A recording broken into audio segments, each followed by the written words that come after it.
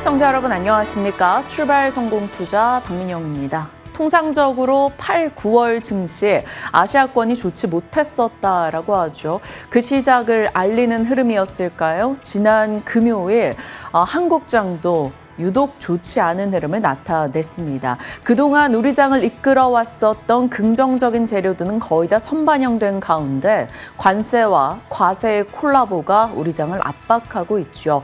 양지수 크게 밀려났고요. 삼성전자도 7만 전자를 이탈하고 코스닥도 800선을 놓치기도 했습니다. 상장사 중에 오른 것은 딱 7%에 불과했는데요. 어떤 뉴스들이 우리를 이렇게까지 압박하고 있는지 하나씩 살펴보면서 추가적인 전략을 챙겨가도록 하겠습니다. 좀 좋지 못했던 뉴욕장의 분위기부터 살펴보시죠.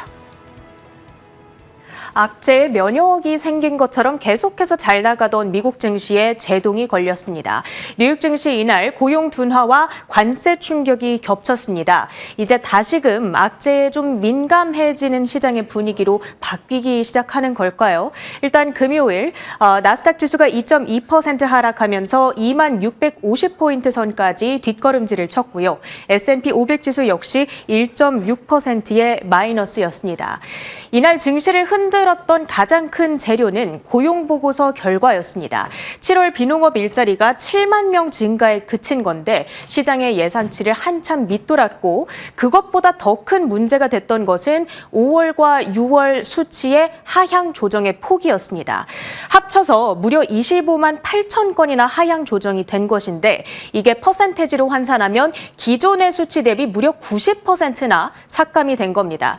물론 통계라고 하는 것이 합산을 하다 보면 어느 정도 오류가 발생하기 마련이고 따라서 수정을 하기 마련인데 90%나 삭감을 시킨다는 것은 해도 너무한 것 아닌가 이런 생각이 좀 들기는 합니다.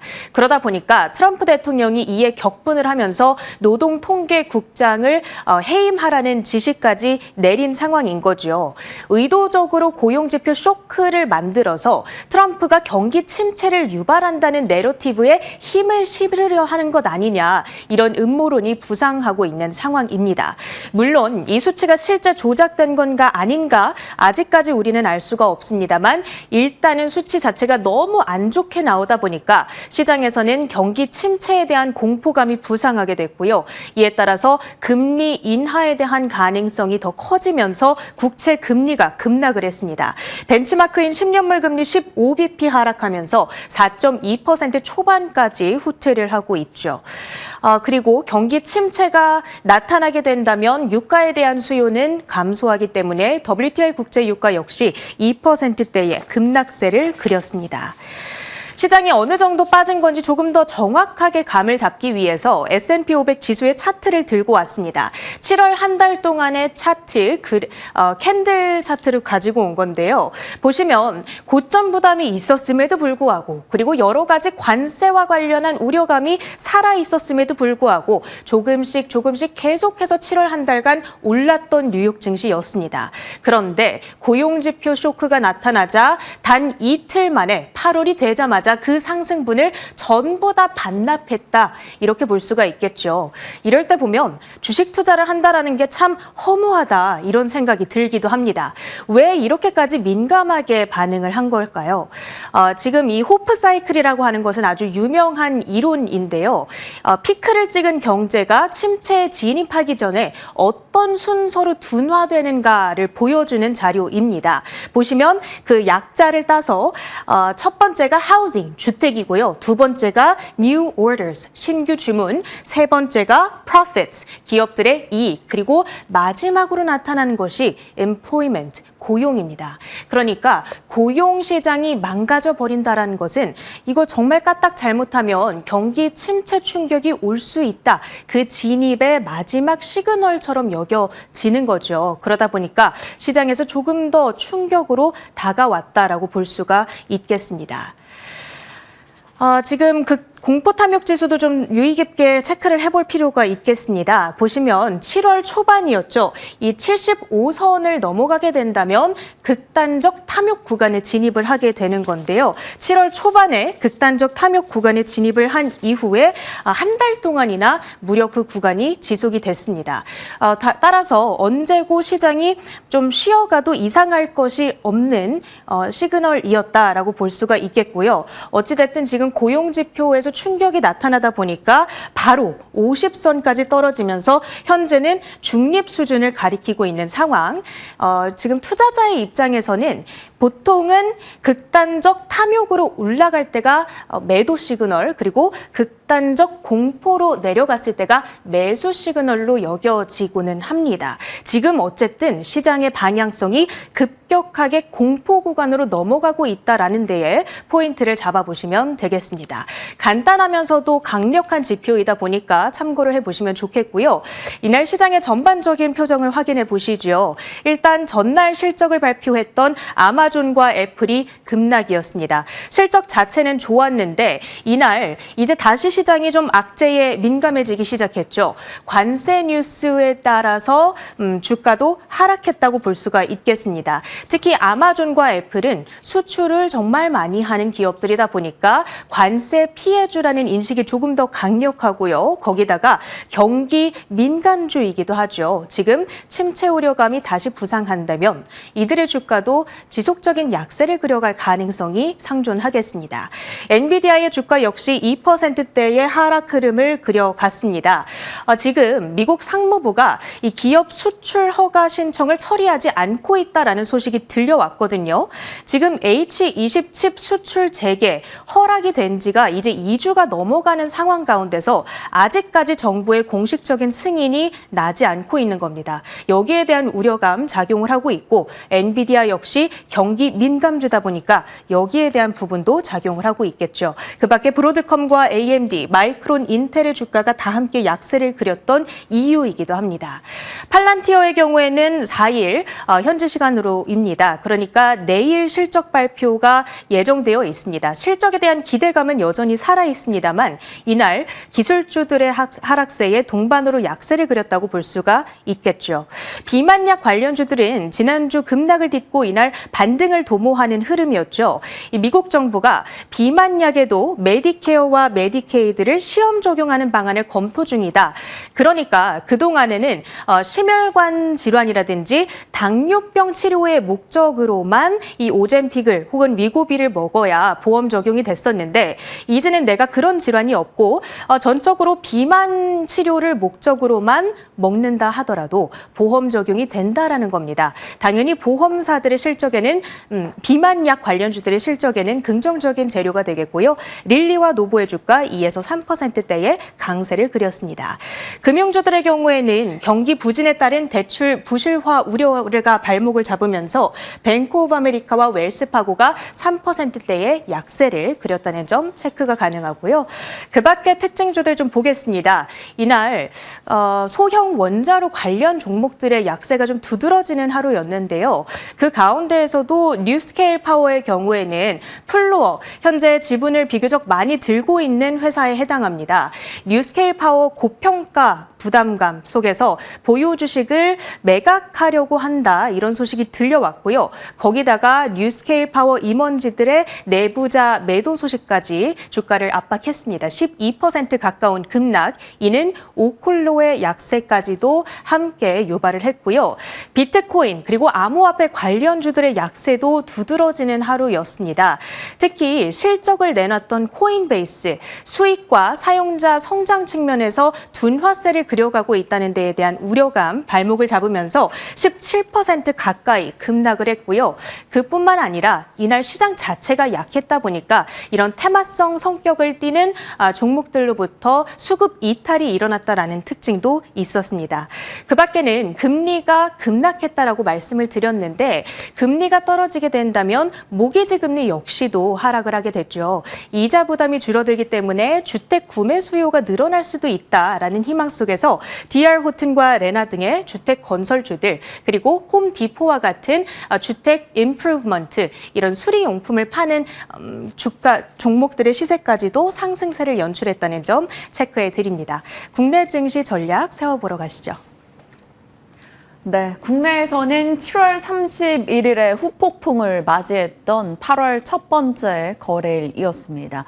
7월 31일은 한미 관세 타결 이슈가 있었고, 그리고 세제 개편안이 나왔죠. 이 내용을 소화하면서 소화했다고 할 수는 없겠지만요. 양지수 모두 다 크게 빠졌습니다. 8월 1일 검은 금요일을 기록했죠. 코스피 3.8%나 하락했는데요. 코스피 200 내에서 단 3종목만 상승했습니다. 95%의 거래소 내 종목들이 떨어졌고요. 관세보다 과세 충격을 더 크게 받아가면서 코스닥은 무려 4%나 빠졌습니다. 3,200 아래로, 800 아래로, 그리고 삼성전자는 7만 원 아래로 각각 떨어지는 모습이 나타났죠. 코스닥 지수가 전날 하루에만 무려 32포인트나 내어주는 모습이었습니다. 상승 모멘텀이 소멸되면서 기대 요소가 실망 요소로 바뀌면서 외국인의 현선물 매도 물량이 강하게 나왔고요. 양지수에 부담으로 작용했습니다. 주도주 전반이 급락한 가운데 통신 등의 일부 방어주가 선전했고요. 테마단에서 스피어 이슈로 인해서 스페이스X 관련한 일부 종목들, 그리고 남북 경협주들의 강세가 눈에 띄었습니다. 그 외에는 전방위적으로 하락했던 이날이었네요. 하락의 요소는 다시 한번 짚어보지만 명확합니다. 자, 미국의 금리 인하 기대가 후퇴했죠. 거기다가 PC 인플레가 재상승했습니다. 그리고 엔비디아 H20 칩에 대한 중국 수출 관련한 노이즈가 또다시 등장했고요. 이것은 결국 차익 실현을 자극하며 반도체를 비롯해서 전방위적인 종목의 센티를 눌렀죠. 하지만 국내에서 무엇보다 크게 매도의 요소가 됐던 것은 2025 세제 개편안에 대한 실망감이었습니다. 처음 안 대비해서 수정안들이 누덕누덕 기워진 수정안이다라는 표현이 나올 만큼 투자자들의 실망을 자극했죠. 실망 매물로 인해서 시장이 많이 내려갔고요. 증권주들 거래세율이 올라가고 거래대금이 줄어들고 교육세 인상으로 인한 여러 가지 부담 등을 소화할 수 있다라는 과정에서 낙폭이 꽤 크게 나오기도 했습니다. 주요 증권주들의 급락이 이어졌고요. 그 밖에도 조방원 혹은 지주사, 금융주, 증권주 모조리 하락하는 흐름이 나타났죠. 확정된 일정은 아니라고 하지만 그래도 처음에 나온 내용에 대한 실망감이 굉장히 크게 반영이 됐습니다. 이것은 그동안 5천이라는 숫자를 기대하며 달려갔던 코리아 밸류업 모멘텀을 명확하게 꺾어놨고요. 시장 자체가 흔들렸죠. 거기다가 미국의 관세 이슈도 여전했습니다. 투자 수혜 쪽을 좀 봐야 된다. 관세 불확실성보다는 고율 관세에 초점이 맞추면서 시장 자체가 떨어지자 수혜를 보는 쪽으로만 기대감이 압축이 됐고요. 그 대표적인 섹터가 바로 조선이 아니었나 싶습니다.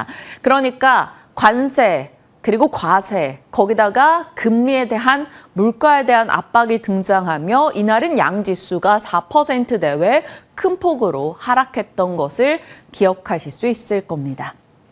자, 2025년 세제 개편안 그날 정리해드렸던 내용이었었죠. 증권 거래세율 인상도 부담이고 배당소득 분리과세가 도입되는데 최고 세율이 예상보다 너무나 높다라는 것이죠. 그로 인해서 배당에 대한 유인이 떨어지는 점, 그에 대한 아쉬움을 언급드렸었고요. 대주주 양도소득세 기준, 여기에서 시장 참여자들은 꽤 많은 실망을 했죠.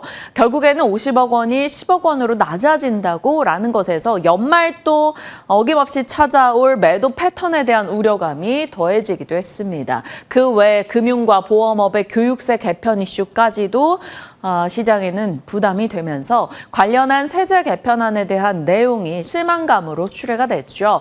배당소득 분리과세 쪽에서 높은 세율 이슈와 대주주 양도소득세 기준이 하향 조정되는 것, 거기에 거래세율이 올라가는 점, 이 세 가지가 시장에는 악재로 크게 작용이 됐습니다. 일각에서는 관세 이슈로 빠진 게 아니냐라고 하지만 그렇다고만 말하기에는 우리 장이 유독 많이 빠졌거든요. 같은 세율을 맞게 되는, 관세율을 맞게 되는 일본 15% 관세율 동일하죠. 그런데 니케이 지수는 0.6%, 대만은 우리보다 조금 더 높은 상호 관세율입니다. 가권 지수 0.4% 하락이었는데 한국의 코스피는 3.8%로 유독 빠졌습니다.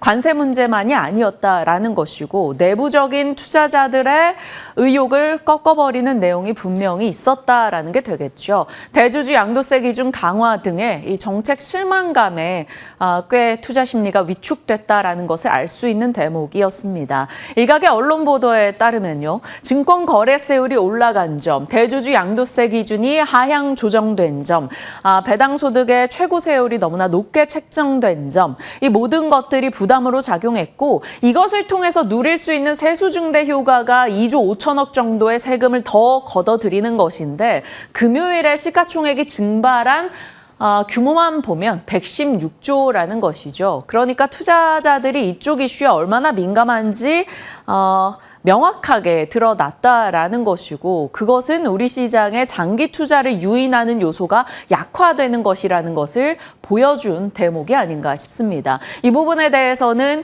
앞으로 뉴스가 어떻게 업데이트 되는가, 어떻게 정책에 대한 변화가 있는가가 국내 시장의 센티에 굉장히 중요한 문제가 될 것 같습니다. 시간 외에서 뉴스는 있었죠.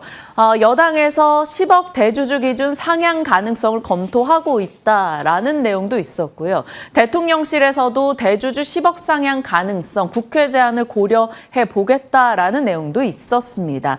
세제 발표 하루 만에 국민청원은 폭발했고요. 이 세제 개편안에 대한 국민청원이 이제 10만을 돌파했다라는 소식도 들려오고 있습니다. 어떻게 될지 차곡차곡 좀 상황을 봐야 되는데 이 부분의 불확실성이 완화되지 않는다면 연말까지 센티 위축은 피해갈 수 없는 부분인 것 같습니다. 더 나아가서 장기적으로도 마찬가지겠죠. 그동안 코리아 밸류업을 기대했던 부분이 지금은 실망으로, 역풍으로 돌아오고 있습니다.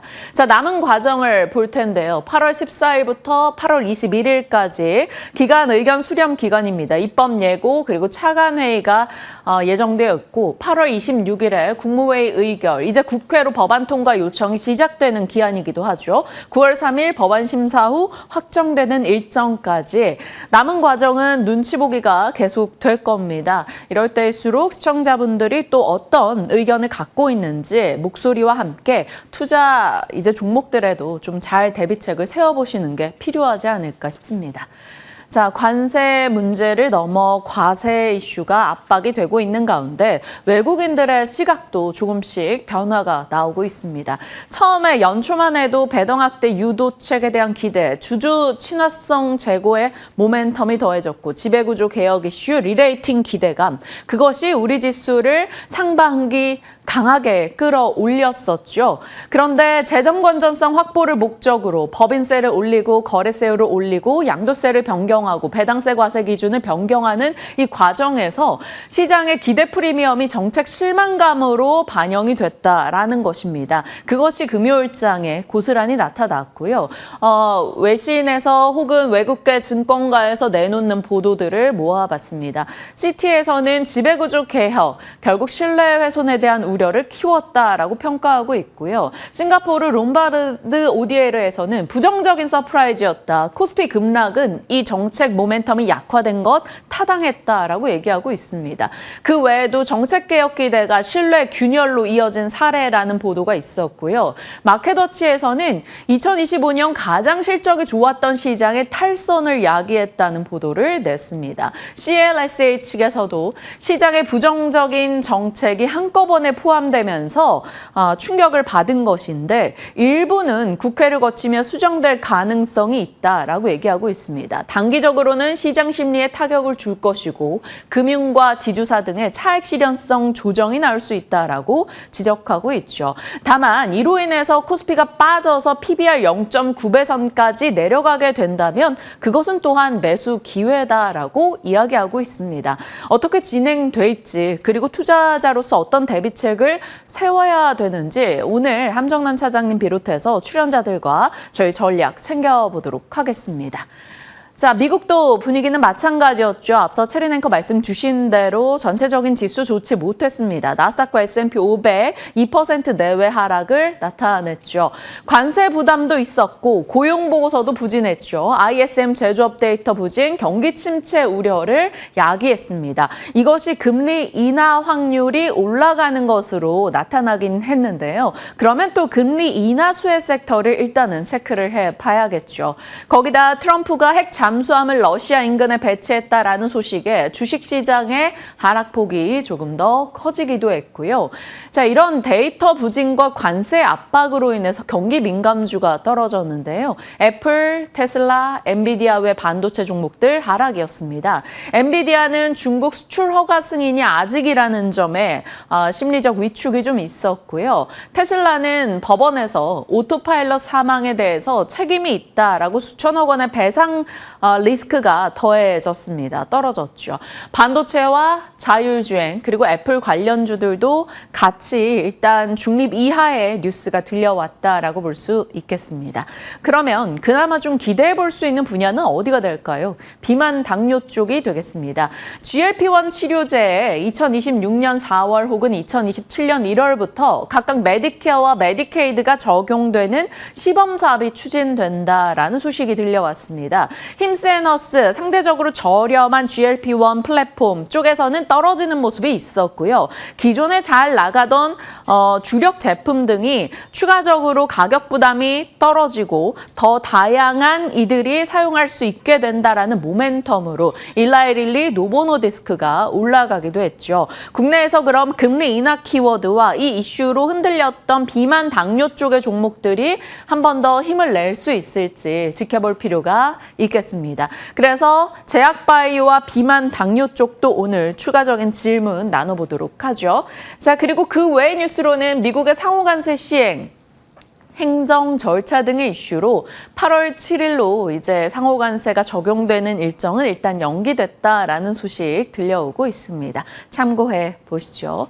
자, 이러한 시장의 여러 뉴스들을 살펴보고 있는 가운데 그래도 좀 좋았던 내용들을 모아봤습니다. 너무나 많은 뉴스들이 있어서 하나하나 세세하게 설명드리기에는 시간이 부족해서 이제 모아서 보여드릴게요. 7월 수출 데이터, 8월 1일이면 이제 7월 달 전체 이 잠정 수출 데이터가 나오죠. 나온 내용을 보면 D램 쪽 괜찮았습니다. 삼성전자, HBM, SK하이닉스, 증착 장비 같은 경우도 원익 IPS 등 떠올릴 수 있고요. 블랭크 마스크, SNS텍 수출이 좋았다고 합니다. 포토레지스트 이쪽도 분위기가 괜찮아서 동진 세미캠 등 같이 체크가 되겠죠. 쿼츠하면 원익 QNC, 소켈, 리드공업, CCL 할 때는 두산을 떠올리시면 됩니다. 두산은 외국계 증권가에서 목표가를 상향하는 보고서도 CCL 이슈로 같이 나오고 있네요. 요즘 기판 쪽 분위기 좋다라고 말씀드렸는데 기판 쪽도 수출 데이터가 따박따박 최근에 긍정적으로 변화를 보여주고 있고요. 그 외에 수출 데이터 나오면 언제나 단골 우등생들이 있죠. 변압기, 보톡스, 건강기능식품, 노바렉스 이런 쪽이겠죠. 그리고 화장품도 전방위적으로 수출 데이터가 좋았습니다. 7월, 6월 특히나 관세 압박이 거세지는 것을 고려했을 때 미리 좀 사재기를 해두자라는 분위기가 형성이 되면서 화장품 쪽 수출이 꽤 잘 잡히고 있고요. 전차나 조선 피팅, 엔진, 보일러, 라면 푸드, 창상 피복제, TNL 등에서도 수출이 좋았다. 이쪽은 워낙 수출 단골 우등생들이라서 이렇게 좀 덩어리로 같이 체크를 해드립니다. 자, 그 외에 우리가 일정으로 8월 1일 임박하고 있다는 폴란드 보도를 자주 전해드렸었는데 소식이 들려왔네요. 현대로템이 폴란드와 9조 규모의 K2 전차 계약 체결 이슈가 들려왔습니다. 그래서 HD 현대인프라코어 엔진 부분의 밸류체인, S&T 다이내믹스 자동 변속기, 하나 시스템의 사격 통제 시스템, 냉방장치, 그리고 K2 전차 궤도, 디스플레이, 포탄 부분의 밸류체인을 같이 일단 정리하기는 했습니다. 하지만 워낙 알려져 있던 내용이었기 때문에 주가가 어떻게 반영할지는 잘 모르겠고요. 고고도 여격 LSAM의 추가적인 폴란드와 사업 협력에 대한 기대감도 나오고 있습니다. 그러면 또 관련한 밸류체인은 또 따로 찾아봐야겠죠. 하나 에어로 등등이 들어갈 수가 있을 겁니다. 현대차, 기아 관세 이슈로 인해서 걱정이 참 많고 주가도 올랐다 내렸다 변동이 꽤 큰데 일단 7월에 미국에서 현대차도 기아도 모두 두 자릿수 판매 성장을 기록했다라는 소식이 들려오고 있습니다. 미국도 미국인데 전체적으로 유럽과 중남미에서도 수출이 늘어나고 있다고 해요. 그리고 멕시코와 캐나다 관세까지 같이 고려했을 때 우리가 오히려 현대차, 기아가 다른 경쟁사 대비 유리할 수 있다라고 얘기합니다. 왜냐하면 도요타를 비롯한 유럽권의 다른 경쟁차 등은 이 캐나다를 통해서 미국으로 판매하는 양이 꽤 된다라는 것이죠. 그런데 미국과 캐나다 관계는 여전히 약간 불편하기 때문에 관세 압박을 받는다라는 차원에서 우리가 가격 경쟁력 측면에서 그래도 낫다라는 얘기가 나오고 있습니다. 어떨지 한번 지켜보시고요. 일본 언론에서 한미 정상회담이 8월 12일로 조율되고 있다. 이런 보도가 나왔어요. 물론 국내 언론에서는 8월 말이라고도 얘기하고 있습니다. 한미 정상회담 일정이 어떻게 나올지는 모르겠으나 정확한 날짜보다는 이 일정이 8월 내에 살아있다라는 것을 기억해 보셔야 되겠고요. 일본 언론 말에 따르면 미국의 조선소 방문을 검토하고 있다라는 얘기도 나오고 있습니다. 그래서 조선의 키워드를 같이 넣어봤고요. 한미 정상회담에서 지금 테마적으로 주목받고 있는 건 남북 경협주이죠. 이 부분도 일정으로는 계속 좀 살아있는 내용이 아닐까 싶습니다.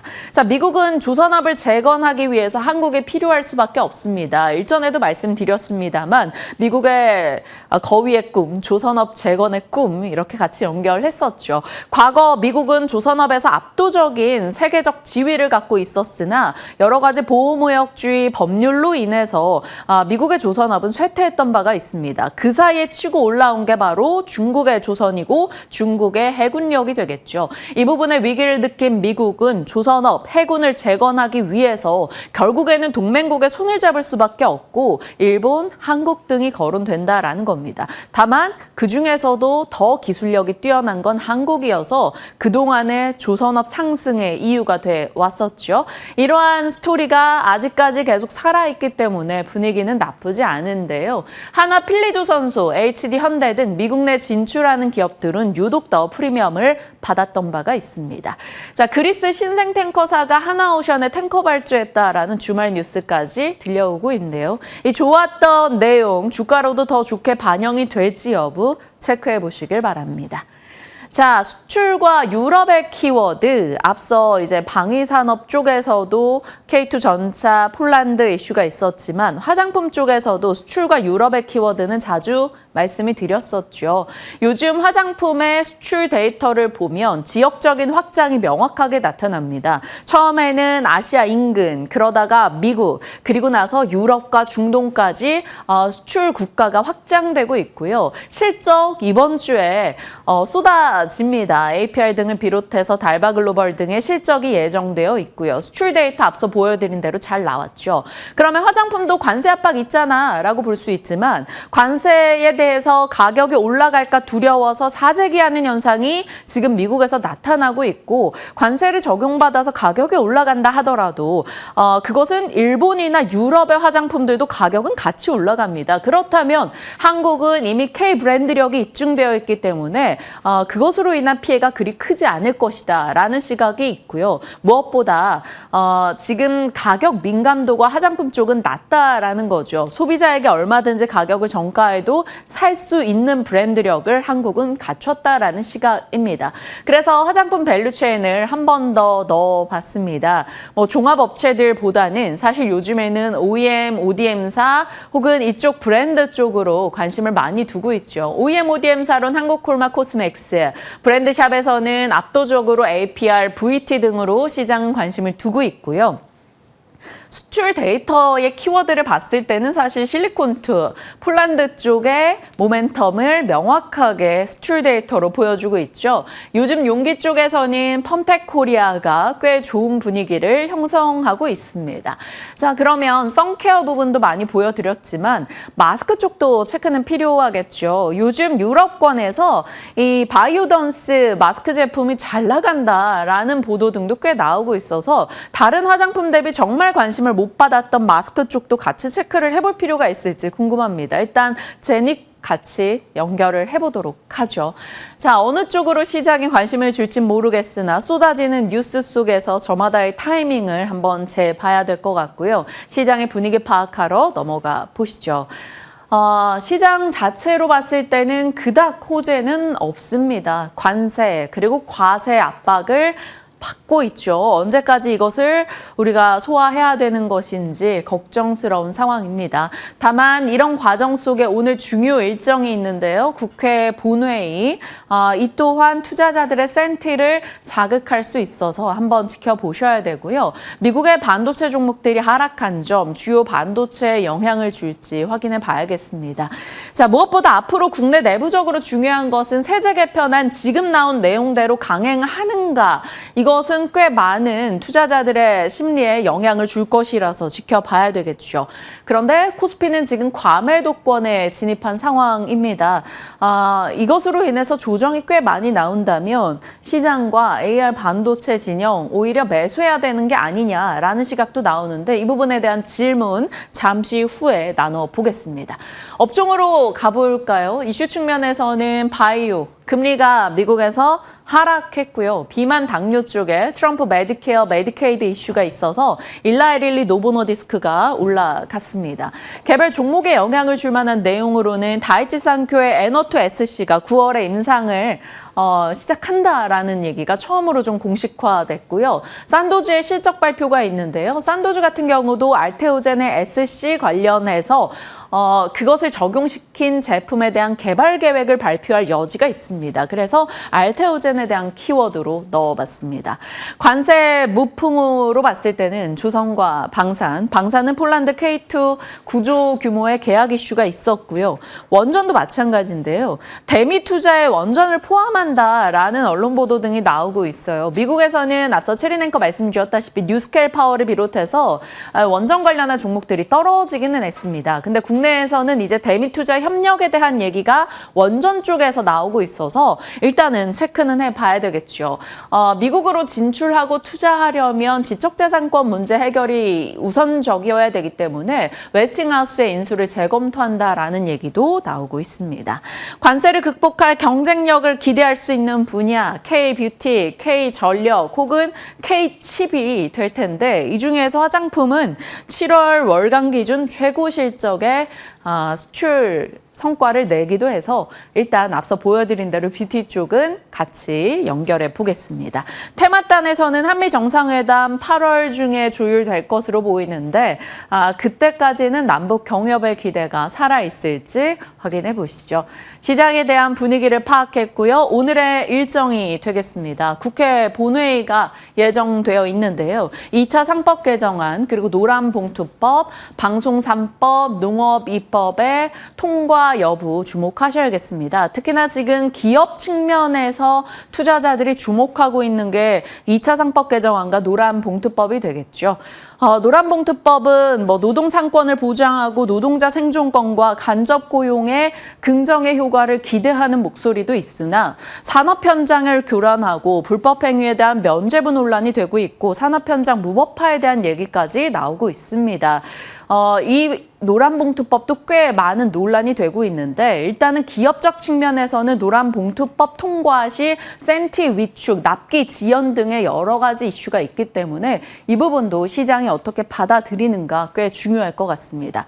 그리고 현 정부의 AI 정책의 첫 발로 내다볼 수 있는 게 AI 개발팀 육성 프로젝트, 소버린 AI의 키워드가 되겠죠. 독자 AI 파운데이션 모델 구축 사업에 사업자를 지정하는 날이 바로 바로 오늘입니다. 5개사를 지정하고 6개월마다 1개사를 또 줄여 나가면서 최종 1개사를 뽑아갈 텐데 일단 1차 서면 평가로는 10개 팀이 선별이 됐고요. 여기서 5개 팀이 오늘 또 선별이 될 예정입니다. 이쪽으로 선별되는 기업이 상장사라면은 같이 체크해 볼 필요가 있겠네요. 네이버, 카카오, 코난 테크놀로지 혹은 KT, SKT 이런 쪽이 영향을 받지 않을까 싶습니다.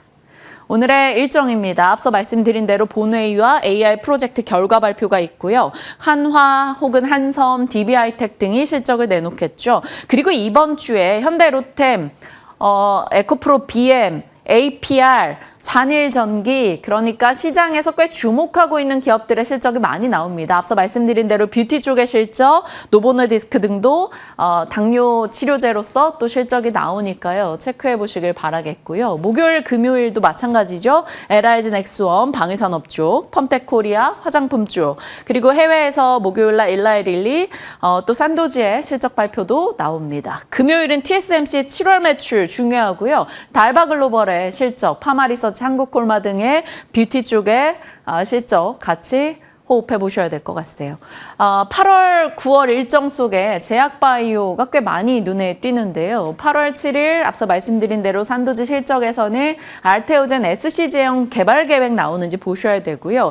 폐암학회, 유럽 종양학회, 면역 항암학회 등등의 일정이 자리하고 있습니다. 여기에 해당하는 기업들은 일정 체크해 놓고 대응 준비해 보셔야 될 것 같아요. 시장 속 이슈들 살펴봤습니다. 섹터 뉴스 들어가 보죠. 미나앵커 오늘 어느 쪽 입니까? 네, 오늘은 ESS 관련해서 브리핑을 해볼까 합니다. 최근 국내외적으로 시장의 환경이 또 한 번 좋지 않게 나오고 있고 투자 심리가 꺾이고 있는 상황이 연출이 되고 있습니다. 이럴 때 그동안 잘 갔던 섹터는 이제 고점에 대한 부담감이 현실화되지 않을까라는 우려감을 안고 있는 가운데 그동안 가지 못했던 그리고 후발주자 성격을 띠고 있는 종목들 쪽으로 투자 심리가 옮겨붙지 않을까 이러한 생각을 하게 되는데요. 그래서 지금 시장은 새로운 재료와 새로운 기대감을 찾고 있지 않을까. 이러한 상황 속에서 ESS 관련 종목들의 시세가 생각보다 잘 움직이고 있기 때문에 그 부분을 골라봤습니다. 지난 금요일장 시세를 살펴보시면요. 사실 ESS 관련 종목들도 좋지는 않았습니다. 다만 최근에 LG 엔솔이 ESS로 관심을 많이 받고 있는데 시장의 이 낙폭 대비해서는 2.5%로 굉장히 양호한 분위기를 연출을 해줬고요. 삼성 SDI부터 필에너지까지는 모두 다 낙폭이 상당히 깊었지만 이 관련 종목들 쪽으로는 최근에 외국인과 기관의 수급이 또 한 번 유의미하게 나타나고 있기 때문에 시장이 흔들림에도 불구하고 새로운 기대감으로 주가가 움직일 수 있을 것인가 이 부분을 잘 살펴보셔야겠습니다. 관련주 시세를 체크해 봤고요. 테슬라의 멱살 캐리를 살펴보겠습니다. 최근에 테슬라가 삼성전자도 그렇고 LG 엔솔도 그렇고 정말 멱살을 잡고 주가를 끌어올리는 모습을 나타내고 있는데요. 일론 머스크 CEO는 지난번에 이런 말을 한 적이 있습니다. 중국에서 가져오는데 비용이 너무 많이 든다. 관세 등의 영향이 여기에 영향을 줬었고 따라서 중국이 아닌 미국 내 기업에서 LFP 공급처를 모색하겠다라는 발언을 꺼내든 바 있습니다. 그리고 LG 엔솔 같은 경우에도 이번에 6조 원 규모에 달하는 LFP 배터리 공급 계약을 체결했다고 밝히면서 이렇게 2차 전지라든지 ESS 관련 종목들을 향한 관심도를 높였는데요. 지난해 매출 대비 23.2%에 해당되는 규모고요. 2027년 8월 1일부터 3년 동안 진행이 될 것으로 보이는 가운데 협의에 따라서 총 계약 기간은 7년까지 연장이 가능하다라고 말을 하면서 이렇게 ESS 쪽으로 주목도가 더욱더 높아지고 있는 현재입니다. 지금 ESS 관련 종목들이 시장에서 주목을 받고 있는 이유는 사실 여러 가지가 있지만 국내뿐만 아니라 미국에서도 정책적인 모멘텀을 계속해서 부여하고 있기 때문인데요.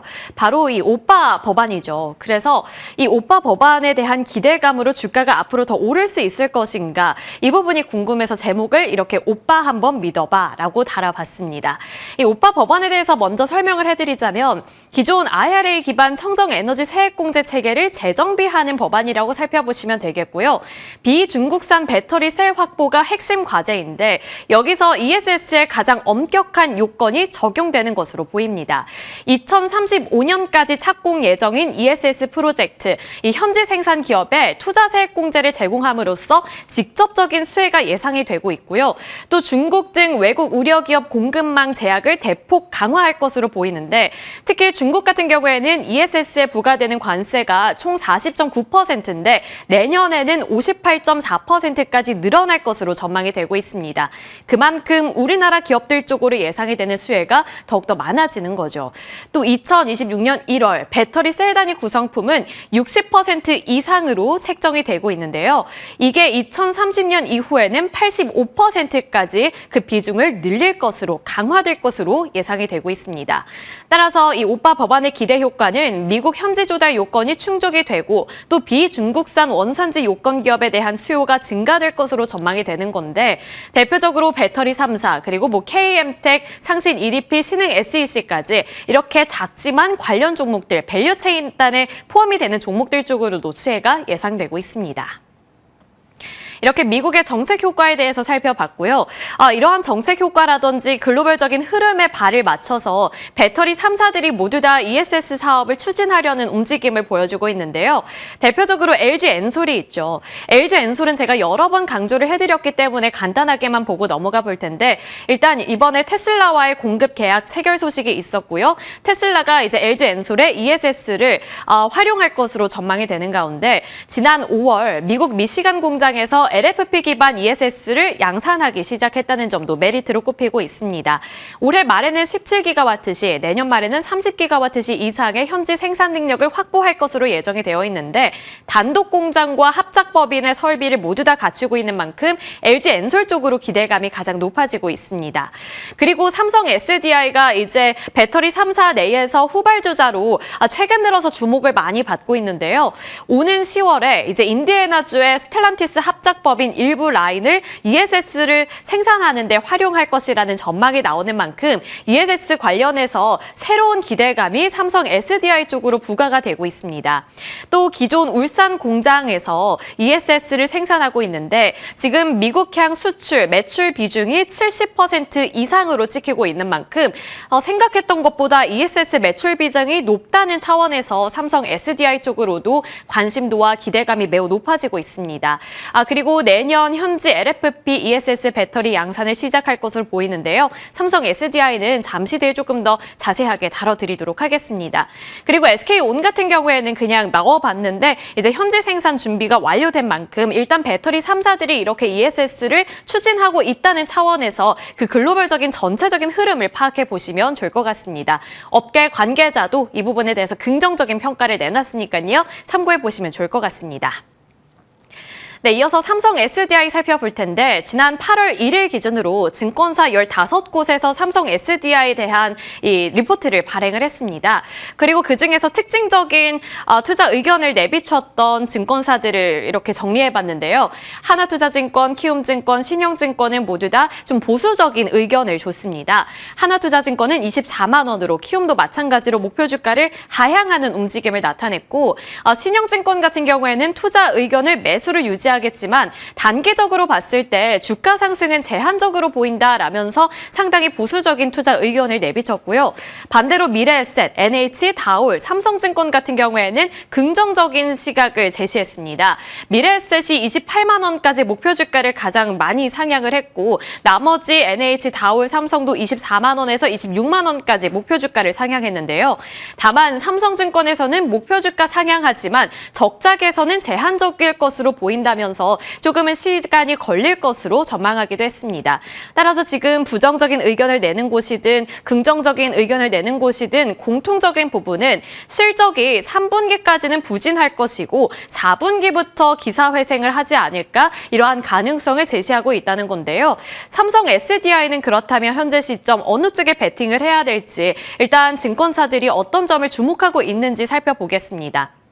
4분기부터 이제 북미 ESS 라인을 가동할 것으로 보이는데 이게 결국에는 실적 회복으로 이어질 것이라는 전망 나오고 있고요. 앞서서 말씀드렸던 스텔란티스와의 이 합작 법인 이게 AMPC 수치 가능성을 높여주고 있기 때문에 또 한번 기대해 봐야 하는 모멘텀이 되겠습니다.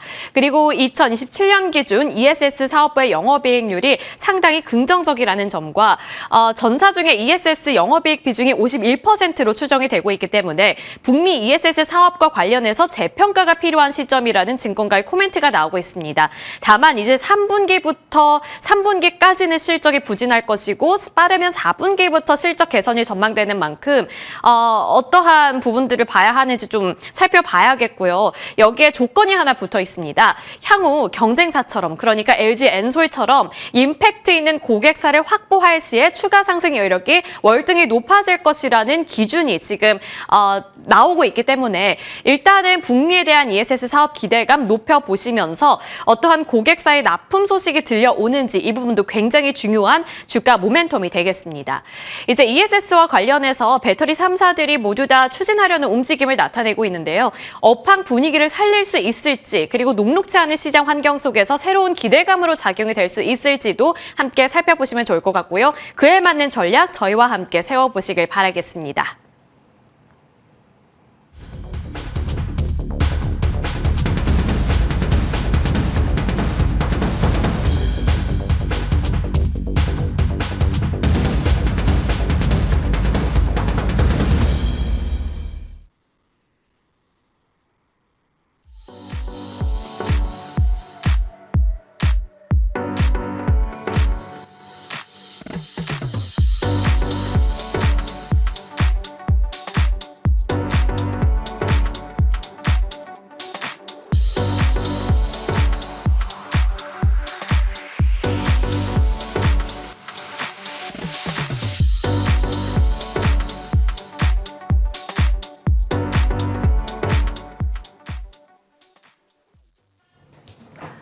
네, 좀 고민이 많은 한 주 시작의 자리에 앉아 있습니다. 전체적으로 관세, 과세 여러 가지 내용을 소화해야 되고요. 이번 주도 주요 기업들의 실적이 쏟아지겠죠. 오늘 또 국회 본회의도 자리하고 있습니다. 어떻게 바라봐야 될지 IBK 투자증권 함정남 차장님과 전략 챙겨보겠습니다. 차장님 어서 오세요. 안녕하세요. 안녕하십니까.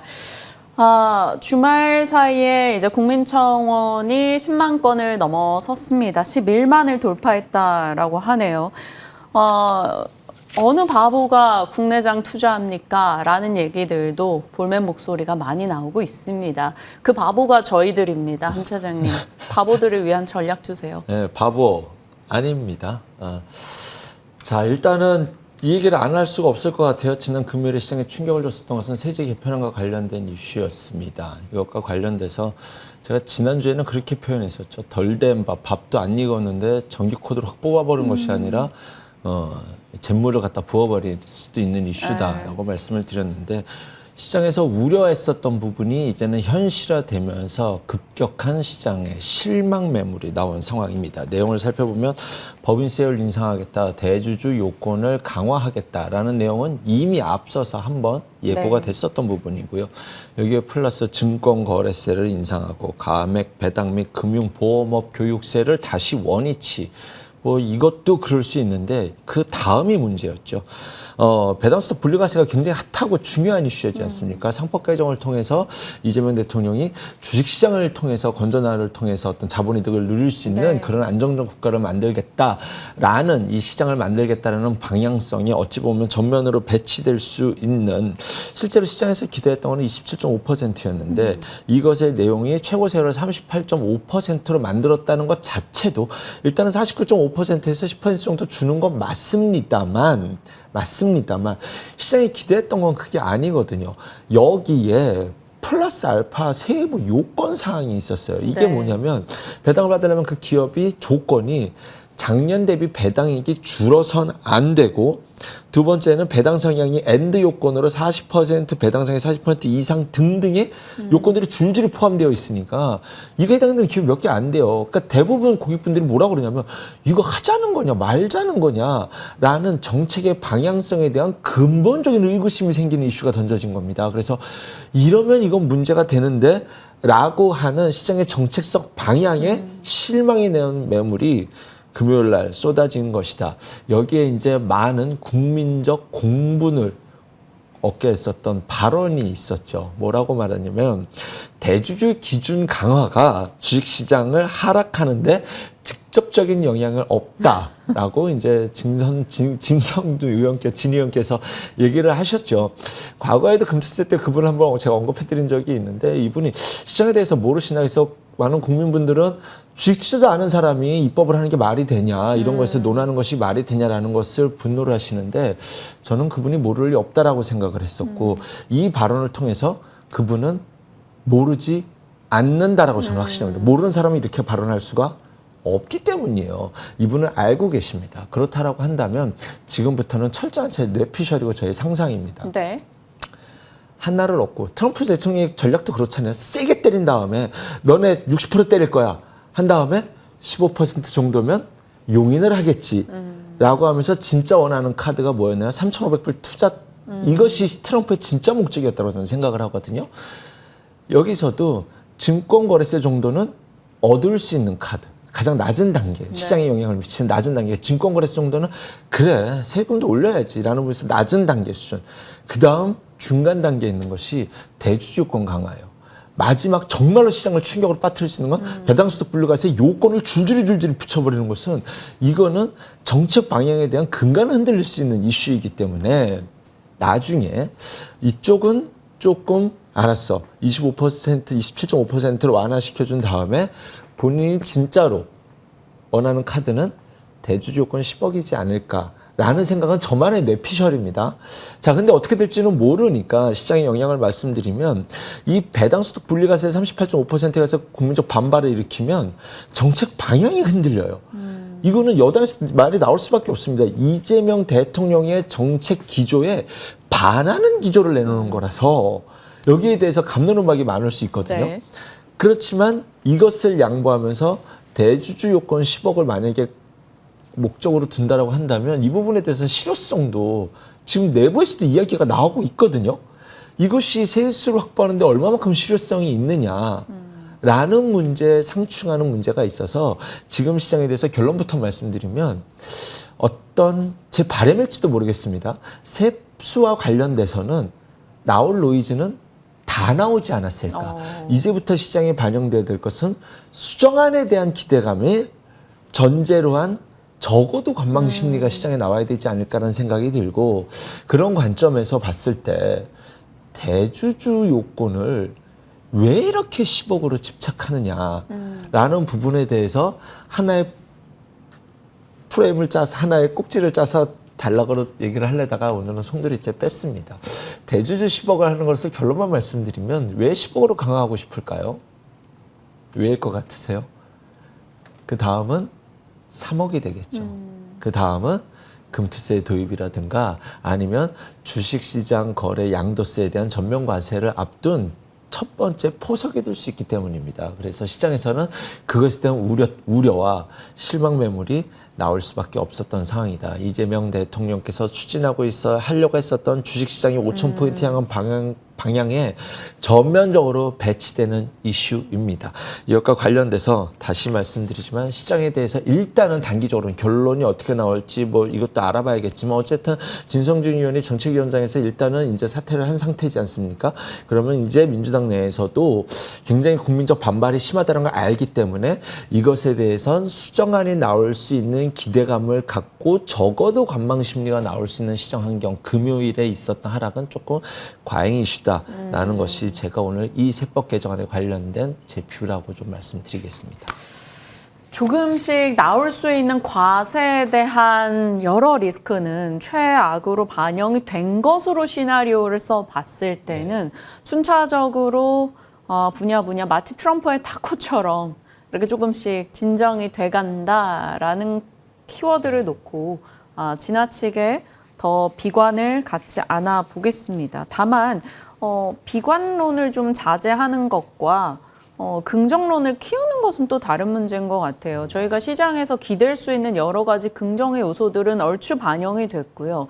관세도 고율 관세에 대한 부담으로 과세도 일단은 센티를 갉아먹는 요소가 됐습니다. 그러면 긍정론은 어디서 찾아야 돼요?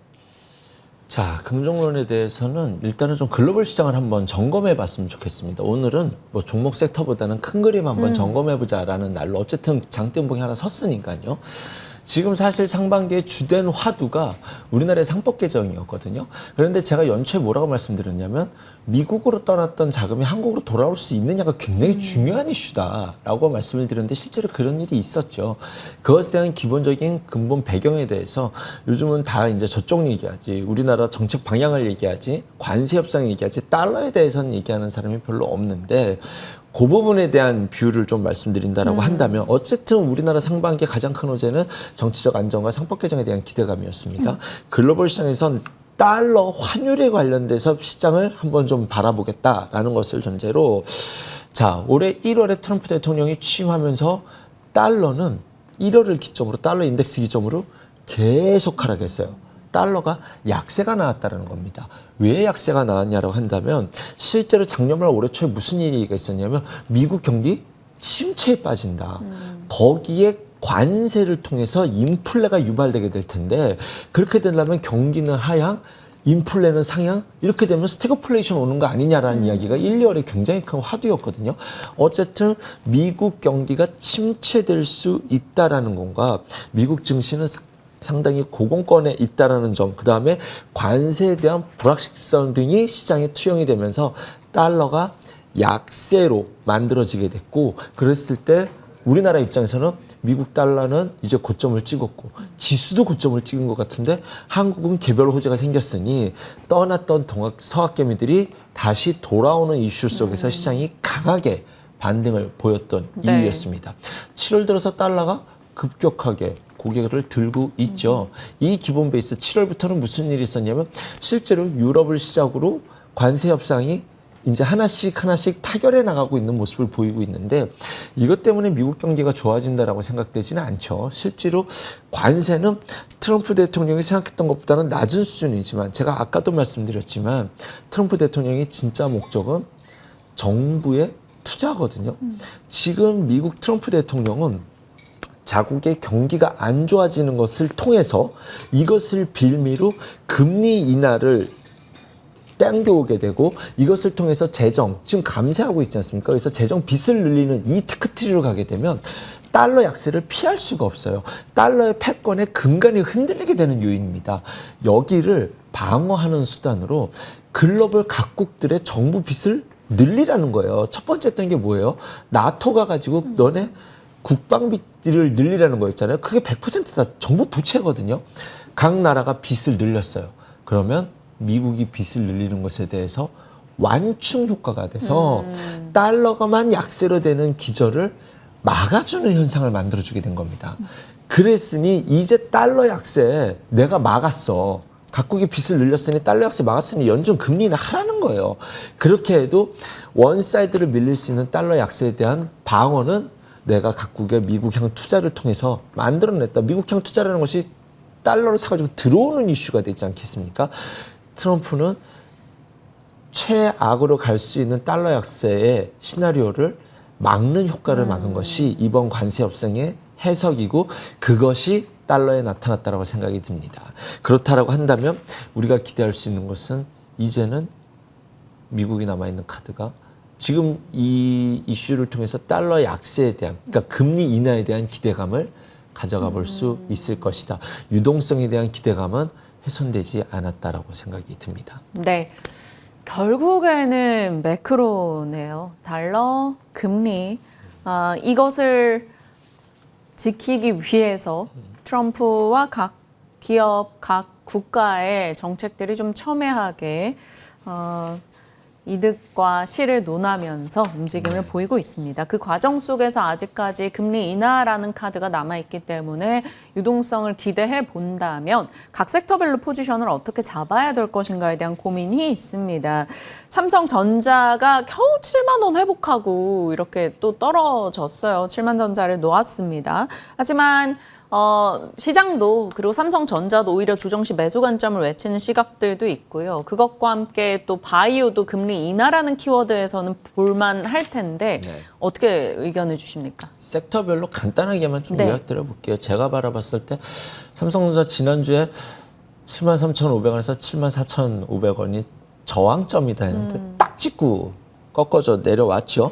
그렇지만 뭐 그날은 단기 매물벽 저항점을 찍었다라는 거, 그 다음에 금요일에는 이제 시장에 공통된 악재가 나왔다라는 점은 있지만 저는 개인적으로 삼성전자를 봤었을 때 아직까지 파운드리 수주의 이것이 시장에 갖고 있는 삼성전자를 바라보는 기대감은 아직 유효하다라고 생각이 듭니다. 그래서 이번부터 뭐 급하진 않겠습니다만 관망심리가 아까 있을 거라고 대전제를 말씀드렸죠. 하지만 단기적으로 한국 시장에 나올 악재는 다 나왔다라고 믿고 싶습니다. 저는 여기서 더 세금을 더 건다라는 이슈를 말씀드리기는 어려운 상황일 거라고 생각이 들고 적어도 관망심리는 나올 것이다 라는 전제로의 시장의 대응 전략, 이제는 뭐 이 자리에서는 긍정적인 뷰를 좀 가져가 볼 수 있다라고 생각합니다. 요약하면 급하진 않더라도 여전히 기회 가격으로 접근해 볼 수 있겠다라고 생각이 들고요. 실제로 삼성전자보다는 급격하게 부러진 게 자동차예요. 현대기아차가 급격하게 관세 협상 나오자마자 얻어맞았는데 실질적으로 원했던 것은 12.5인데 15% 맞았으니 뭐야, 일본은 12.5 올린 건데 우리나라는 15% 올렸으면 이제 확실히 불리해진 거 아니냐. 그건 맞습니다만 그 차이 대비해서 시장의 타격은 너무 세게 맞지 않았나라는 생각이 좀 듭니다.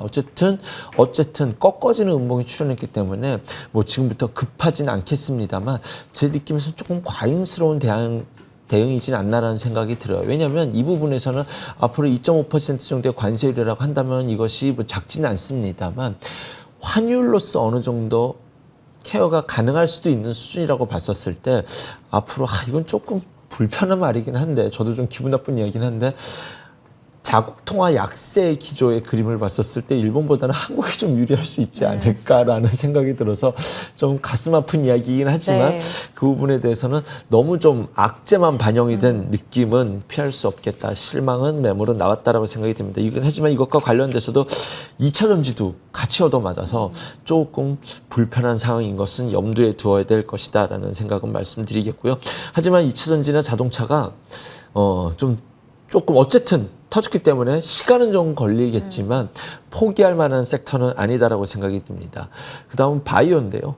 바이오는 사실 이럴 때 좀 개인적으로는 제일 쉬워요. 기업을 내어놓은 상태에서 저는 언제나 바이오 섹터는 기술적 대응이라는 것을 대전제로 말씀을 드렸었기 때문에 오히려 바이오는 우리가 앞으로 기다릴 수 있는 시장에 대한 긍정 기대감은 어쨌든 지금 미국 시장 때문에 미국 시장에서 지금 고용도 수정치가 대폭 하향됐잖아요. 이것 때문에 금리 인하 기대감이 되게 올라간 것이 사실이거든요. 그럼 금리 인하에 빗댔을 때 본다라고 한다면 바이오 섹터는 조금 여전히 제 개인적으로는 오히려 쉬운 섹터다라고 말씀드리겠고요. 조방어는 어떻게 해야 돼라고 했었을 때 시장의 색깔이 바뀔 때 어떤 일이 일어날지 봐야 된다라고 했는데 아직 시장의 색깔이 바뀌는 것 같지는 않습니다. 그러면은 오히려 이럴 때 먼저 조금 더 반등을 뭐 조선주 금요일날 하락폭이 컸긴 했습니다만 꺾였다. 특히 조선주 같은 경우는 저는 꺾였다라고 말씀드리기는 아직은 그 시그널은 아닌 것 같습니다. 오히려 시장에 반등 줄 때 이쪽이 먼저 반등을 줄 가능성도 염두에 두셔야 되지 않을까라는 생각도 가져봅니다. 각 섹터 의견 주셨어요. 조방원 같은 경우는 사실 주말 사이 좋은 뉴스들은 다 조선방산 원전에서 또 나오기도 했어요. 뉴스케일 파워의 급락은 있었지만 그건 또 개별 이슈에 좀 더 가까웠고 그래서 조방원의 시세는 언제든 N차 파동이 가능하다라는 점, 바이오는 선택이 오히려 좀 편해진 시점이라는 점, 반도체 삼성전자 편하게 대응할 수 있다라고 얘기 주셨습니다. 자, 그러면 남북 경협주 한번 살펴봐야겠어요. 왜냐하면 차장님께서 좀 진즉에 빨리 말씀을 주셨었기 때문에 지금 한미 정상회담이 8월 중에 잡힐 것이다라는 일정이 있기 때문에 남북 경협에 대한 기대가 한껏 더 높아지고 있는 것 같습니다. 네. 트럼프가 하고자 했던 일들이 거의 다 이루어지고 있죠. 그래서 이제 남은 것이 금리 인하인데 금리 인하도 지금 분위기가 만들어지고 있는 상황입니다. 그러면 이제 하겠다라는 것 중에 못한 것이 러우 종전이고요. 이 모든 것들이 하나로 귀결되는 그림 속에서 중국을 제외한 글로벌 국가들과 관세 협상할 것이다. 그다음에 금리 인하할 것이다. 그러면 그다음에 남은 것이 뭐냐가 제가 올해 1년 내내 말씀드리고 있는 것이 뭐냐면 중국과의 싸움을 위한 본게임을 위한 내년에는 중간선거가 있기 때문에 내년 1년 내내 중국과 싸우면 트럼프 입장에서는 오히려 유리해질 수 있을 텐데 그것에 대한 대전제 중에 하나가 이제 남북 경협이 될 수 있는데 이것은 좀 확대 해석일 수도 있습니다. 단기적으로 무엇이 있느냐? 이제 한미 정상회담이 남아 있지 않습니까? 지금 오늘 아침에 속보로 나온 것은 아직 결정되지는 않았지만 올해 이번 달 안에 치러질 가능성이 높다. 가장 가능성이 높은 것이 8월 25일일 것이라는 기사를 제가 막 보고 들어왔는데 뭐 이것과 생각한다 한다면 이제 뭐 여러 가지 안건들이 있어서 불편하긴 하지만 양쪽의 카드에서 가장 마음이 맞고 화두로 만들 수 있는 건 트럼프 대통령은 지금 다음에 글로벌 시장에서 시선을 받아들일 수 있는 무언가를 만들 때 이 북한 카드가 굉장히 용이하게 써먹을 수 있는 카드라는 것이 이미 시장에서 지난주 목요일 금요일 시장에서 이미 나타났다라고 생각이 듭니다. 그래서 남북경협주 여전히 관심을 갖고 지켜봐야 될 이슈다라고 생각하고 있고요. 여기서 플러스 알파로 본다라고 한다면 러우 종전과 관련돼서도 뭐 지금 이야기가 나오고 있는데 시장에 관심이 없어요. 트럼프 대통령이 뭐라고 그랬냐면 종전만 합의를 끌어낼 수 있다면 러시아 경제 제재할 수 있다. 이 카드가 만들어놔져야 러시아를 미국 우방국으로 만들어놔. 그 경제 제재를 풀어놔야 나중에 다시 압박할 수 있겠다는 카드를 쓸 수 있거든요. 이것까지 만들어놔야 중국을 제대로 압박할 수 있다고 생각이 들어서 남북경협을 지난주에 말씀드렸다고 한다면 오늘은 남북경협 계속 관심 있게 보셔야 된다. 플러스 알파 러우 종전 재건과 관련된 주들도 관심을 가져보시라라고 말씀드리겠습니다. 네. 종전, 재건, 경협의 키워드도 기억하면서 시장 전반의 이슈들 같이 차장님과 짚어보며 전략 챙겨봤습니다. 여기서 인사 나눌게요. 함정남 차장님 함께했습니다. 고맙습니다. 감사합니다.